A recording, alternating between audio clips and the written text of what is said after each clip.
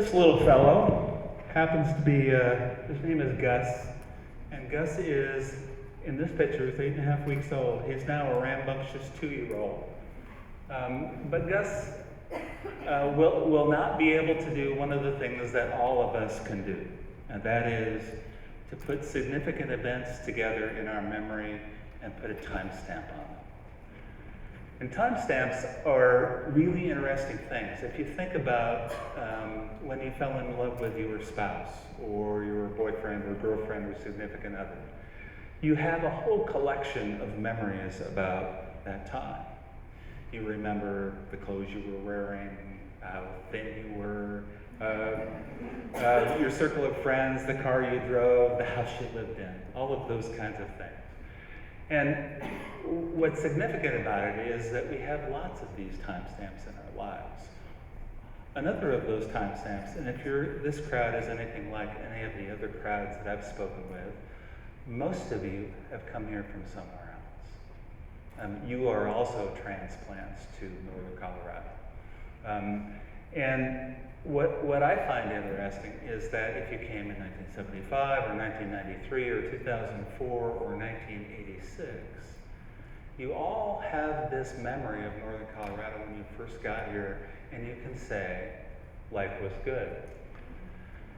The reason I think you can say that, at least my take on the question, is that we've been blessed here with leadership in government and business and in our communities who have stepped forward and used their creative potential to be real leaders in their own communities and within the region.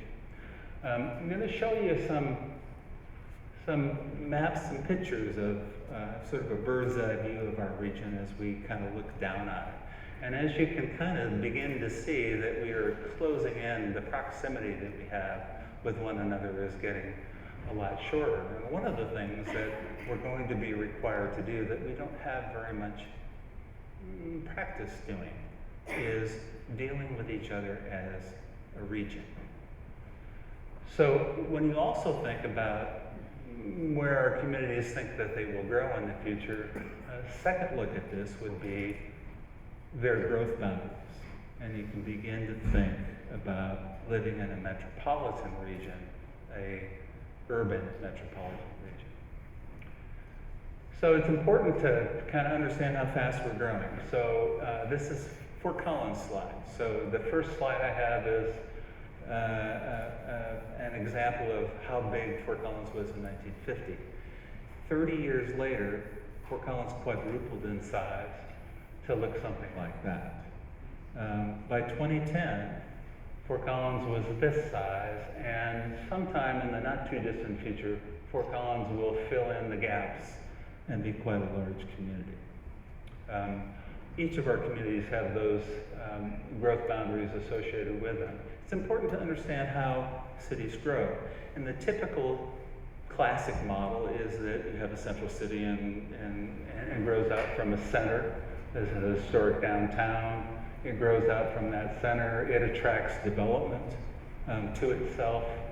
Then there are satellites that grow up around it, small towns, that sort of thing. The city grows and begins to encompass those satellites. And then finally, it reaches a complexity that you can call a region. Think of Denver, think of Chicago, those sorts of places. This particular animation is a historic and projected view of growth in northern Colorado. Green is agricultural or open space, yellow is suburban, pink is urban. So as you can see, as we go down the line at 10 years at a time, you can see how we're growing together. And the thing that I notice most is that the agricultural land is gone. This is to the year 2040, 30 years from now, so those 30-year sequences are important. What's also important about this is that the projections are that we will grow by 50% natural birth, 50% by people coming here from somewhere else. We will be an older population, we will be much more diverse, and we will be well in excess of 1 million people living between Greeley, Loveland, and Fort Collins. We are our own worst enemies. We continue to win awards all over the place. And we're no longer a secret. We used to be a secret. When I first came here, I thought it was a secret.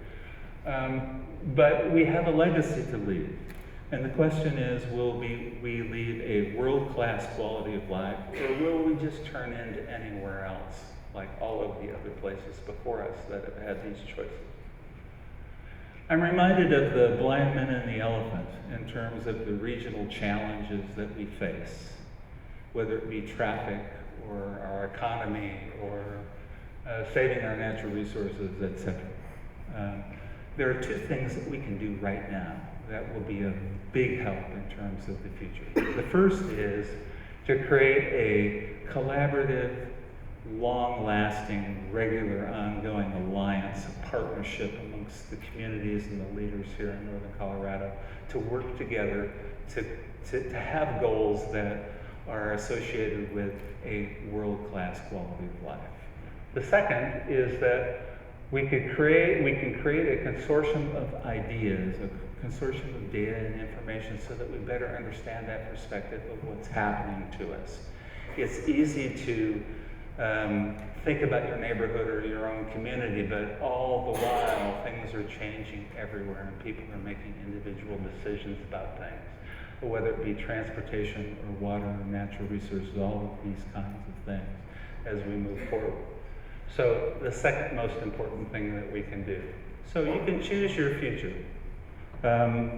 We have a choice in deciding what kind of Northern Colorado we want to live in. We can live in anywhere USA, or we can live in a Northern Colorado that is best in choice, best in class. Not only do we have a choice, but we also have a voice in this matter.